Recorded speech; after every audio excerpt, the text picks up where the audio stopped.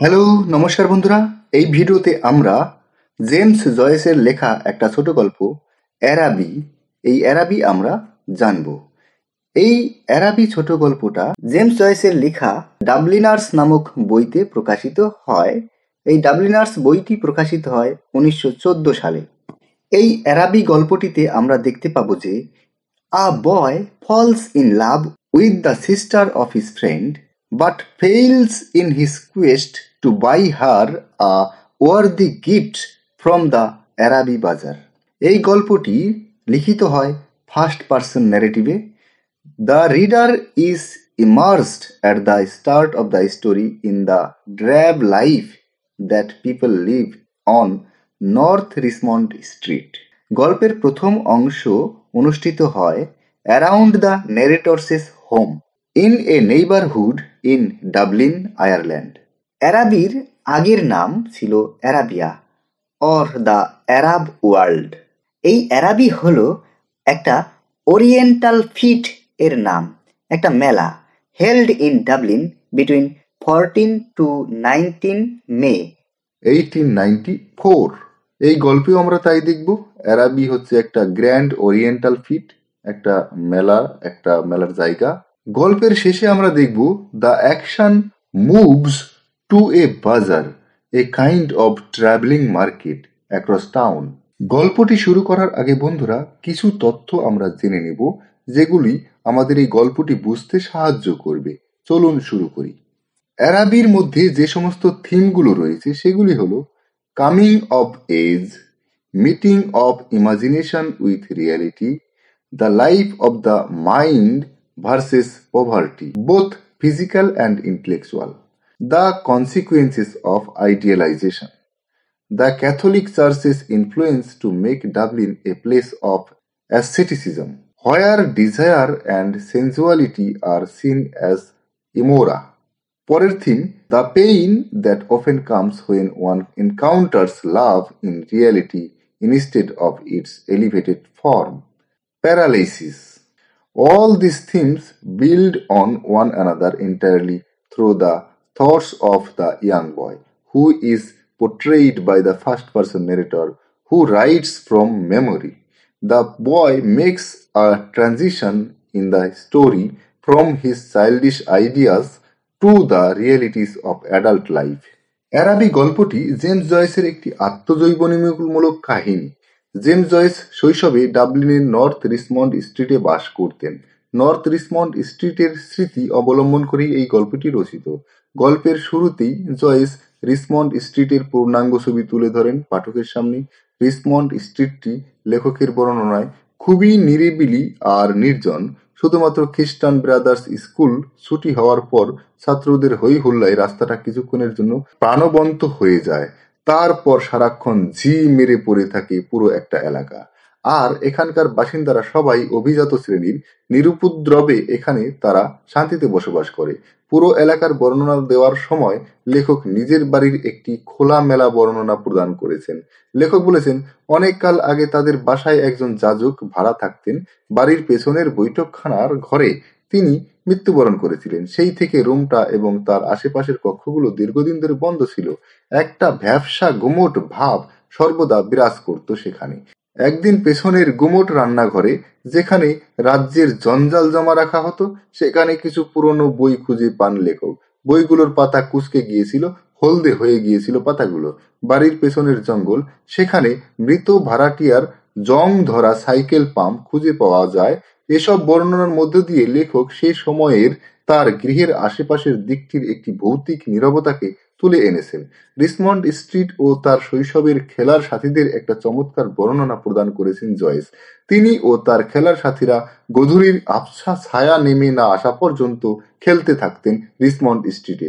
যখন তাদের কাছে একে অপরের কাছে আবছা মনে হতো, তখন তিনি বাড়ির পেছনের রাস্তায় ছাই গাদার পাশ দিয়ে বাড়িতে ঢুকতেন গালিগালাজ খাওয়ার ভয়ে। আরেকটি বিষয় তুলে ধরেছেন লেখক, তা হচ্ছে তার খেলার সাথী ম্যানগানের কিশোরী বোন, যাকে কেন্দ্র করে কিশোর লেখকের আবেগের উচ্ছ্বাসিত প্রকাশ ঘটেছে এখানে।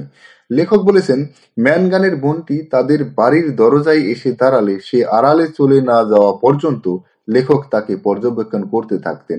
শেষে ম্যানগানের বোনের প্রতি তার একতরফা মোহ এমন পর্যায়ে পৌঁছে গেল যে এই কিশোরের দিন এবং রাতের প্রধান ধ্যান জ্ঞান হয়ে উঠল তা। ম্যানগানের বোন কোনো কাজে বা দরকারে লেখকের সামনে এলে লেখক তার বলার ভাষা হারিয়ে ফেলতেন। শেষে এমন হলো, লেখক তাদের গৃহের বারান্দায় শুয়ে প্রতিদিন শুধু ম্যানগানের বোনের বাসার দিকেই তাকিয়ে থাকতেন। ম্যানগানের বোনের চলন বলন, তার পোশাক আশাক সবই যেন লেখককে চুম্বকের মতো আকর্ষণ করতে লাগলো। শেষে একদিন ম্যানগানের বোনের সাথে মুখোমুখি হলো সেই কিশোর।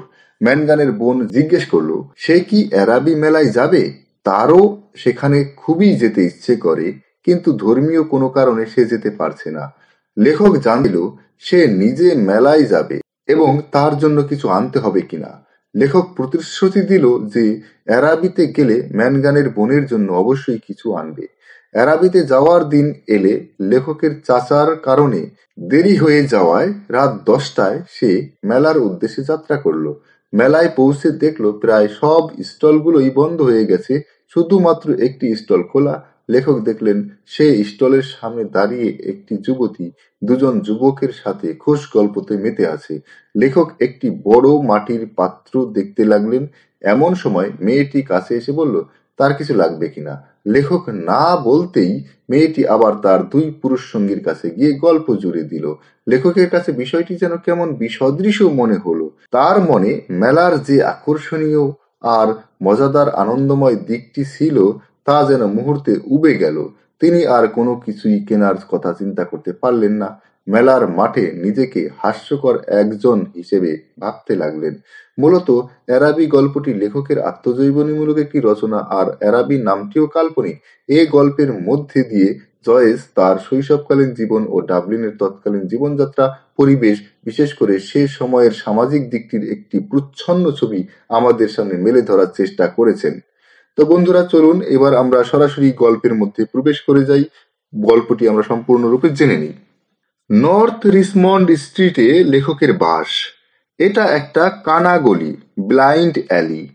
এখানে নিকটের ক্রিশ্চিয়ান ব্রাদার্স স্কুলের ছেলেরা যখন ছাড়া পায় বা তাদের ছুটি হতো, তাদের কোলাহলে গলিটা সরগরম হয়ে উঠত।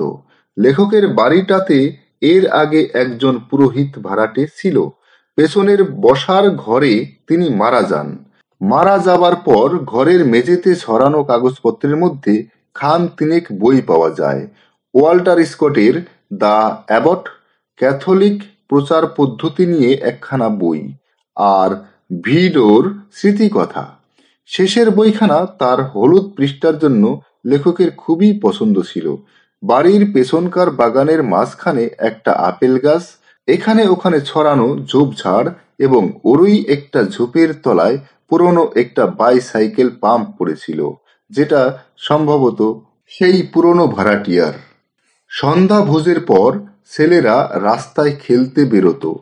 ছোটাছুটি করতে করতে তারা কর্দমাক্ত গলিগুলো পেরিয়ে যেত, ছাই পাশের গাদার পাশ দিয়ে ছুটত, দুর্গন্ধময় আস্তাবলের মধ্যে এসে পড়ত।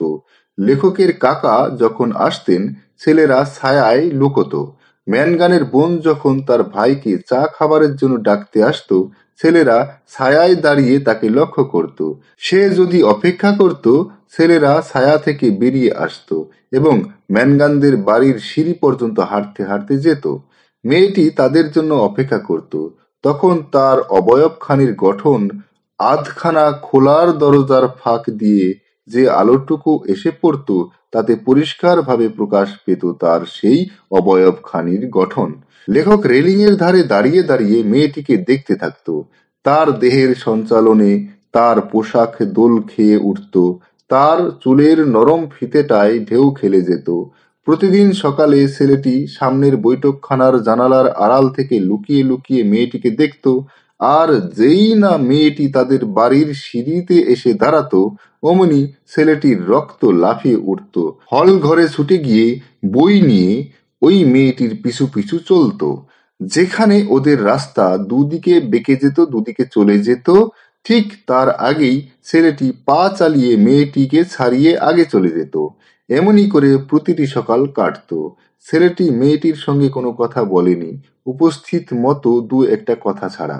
কিন্তু মেয়েটির নাম ছেলেটির রক্তে দোলা দিয়ে তাকে মুখর করে তুলল। মেয়েটির মানস প্রতিমা ছেলেটি বুকের মধ্যে ধরে রেখে অসম্ভব সব জায়গায় যেত। রাস্তার কোলাহলে, হাটে, বাজারে, দোকানদারদের নাকি সুরের সঙ্গীতের মধ্য দিয়ে, দেশাত্মবোধক গানের মধ্য দিয়ে সেই মূর্তিখানি সে নিরাপদে বুকের মধ্যে বয়ে নিয়ে চলত, বুকে আগলে রাখত।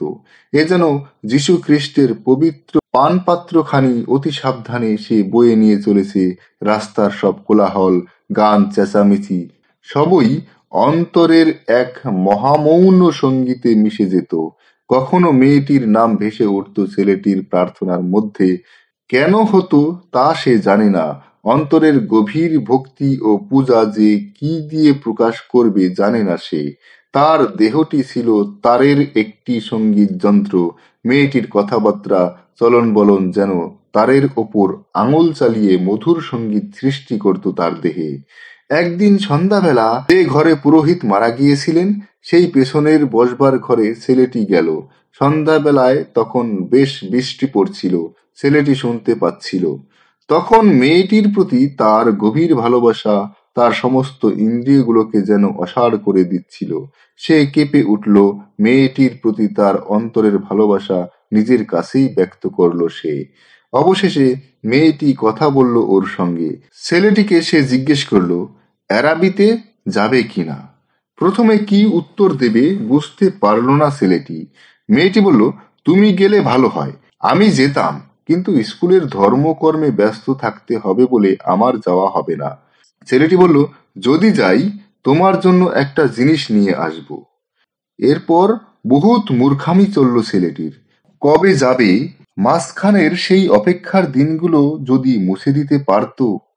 ক্লাসে পড়ার বই এর পাতার ওপর ভেসে উঠত মেয়েটির কল্প ছবি। সেদিন সে দেখেছিল মেয়েটি রেলিং ধরে দাঁড়িয়েছিল, তার বঙ্কিম গ্রীবায় আলো এসে পড়ছিল।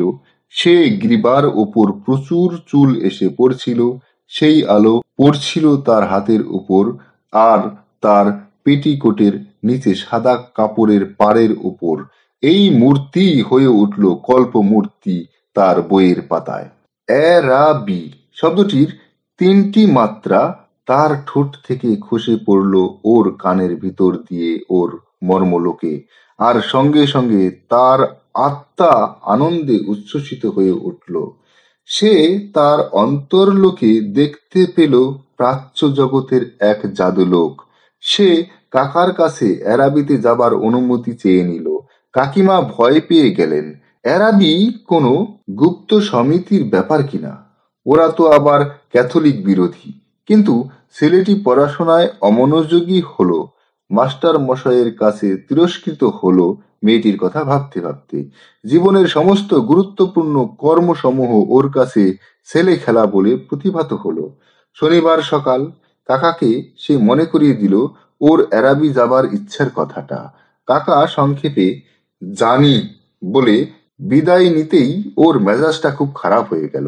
স্কুলে গেল মন্থর পায়ে। বাতাসটা ভেজা ও অকরুণ বলে মনে হলো তার। সন্ধ্যায় সান্ধ্যভোজের সময় বাড়িতে এসে সে দেখল কাকা তখনও বাড়ি ফেরেননি।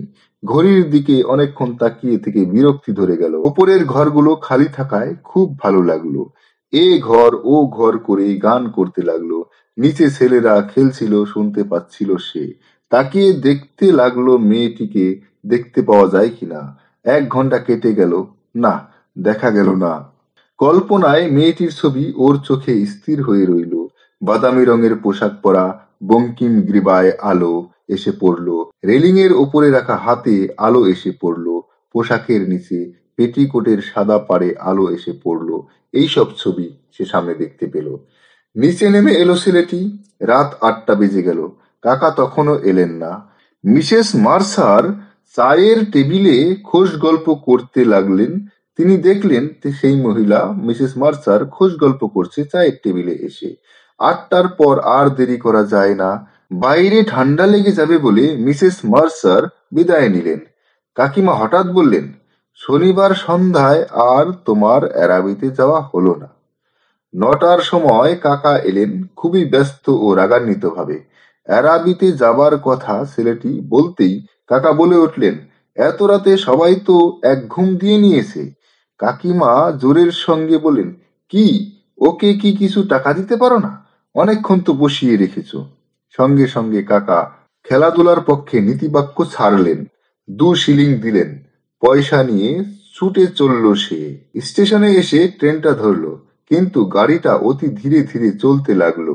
একটা যাই হোক করে তৈরি করা কাঠের প্ল্যাটফর্মের কাছে গাড়ি থামতেই সে নেমে গেল। দূর থেকে একটা বড় বাড়ির গায়ে লেখা দেখলো অ্যারাবি। অ্যারাবি। রাত তখন 10টা বাজতে 10 মিনিট বাকি। এবার মন্ত্রমুগ্ধ হয়ে ভেতরে যেতে চাইল। 6 পেনির প্রবেশ পথ তাড়াতাড়িতে না পেয়ে 1 শিলিং দিয়ে ঢুকে পড়ল। হলটা গ্যালারি দিয়ে ঘেরা, অর্ধেকটা অন্ধকার। মনে হলো যেন গির্জার প্রার্থনার শেষের নিস্তব্ধতা বিরাজ করছে সেখানে। প্রায় সব কটা স্টলই বন্ধ। সঙ্গীতালয়, একটি ক্যাফে, 2টি লোক টাকা গুনছে। চীনেমাটির ফুলদানি, চায়ের সরঞ্জাম ইত্যাদিতে সাজানো একটি দোকানের সামনে এক তরুণীকে দেখতে পেল। 2টি তরুণীর সঙ্গে হাসাহাসি করছে, আবার ঝগড়াও করছে। তরুণীটি ওর কাছে এসে জিজ্ঞেস করলো কিছু কিনবে কিনা। তার গলার স্বরে কোনো আবেদন ছিল না, ছিল শুধু কর্তব্য করার মতো ঢঙে কথা বলার সুর। ছেলেটি বলল, না ধন্যবাদ, আমার কিছু লাগবে না। কিছুক্ষণ পর দূর থেকে ভেসে এলো একটা কথা, একটা শব্দ। সেটি হলো, আলো নিভে গেছে। ছেলেটির মন থেকেও আলো নিভে গেল। স্বপ্ন তার ভেঙে গেল। কি এক মোহের পিছনে সে ঘোরাঘুরি করেছিল এতদিন, মনে করে নিজেকেই সে ধিক্কার দিতে লাগলো। চোখ দুটো দুঃখে আর রাগে তার জ্বলতে লাগলো। ধন্যবাদ বন্ধুরা। অ্যারাবি ছোট গল্পটি এখানেই শেষ হলো। এতক্ষণ ধরে ধৈর্য নিয়ে শোনার জন্য অসংখ্য অসংখ্য ধন্যবাদ।